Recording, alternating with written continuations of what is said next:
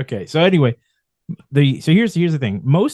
And this is probably why most towns gave way to the commuter model versus this model, because most towns eventually abandoned this model due to land costs and a lack of strong oversight.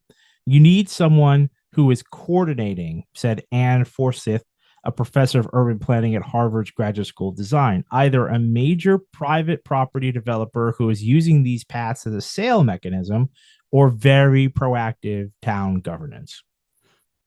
So I mean, that's I guess two And things. I don't get it. In Yeah. the development of it, is that what you're saying? Yeah, That you correct. Like why this didn't take off as like the prevailing model. Why we have different types of suburbs in America. Why most people, well, because at this least one's more high myself, maintenance to launch.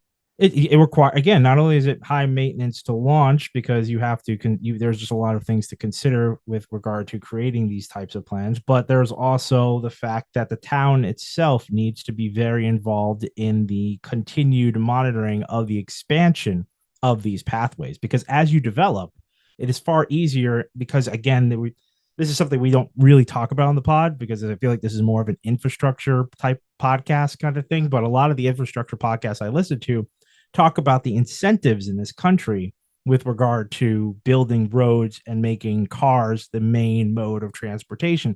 There's a lot of incentives, and they could go further into that because I'm not an expert in that field.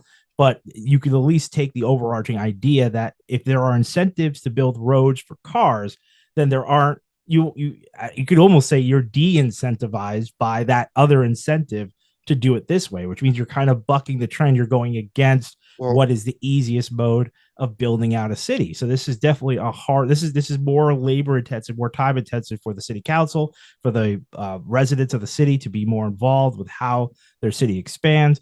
And what have you. They're just saying there's just less, and probably kickbacks in terms of like money and tax breaks and all these different things. You're probably missing out on a lot of it because you're not building roads, you're building golf cart paths.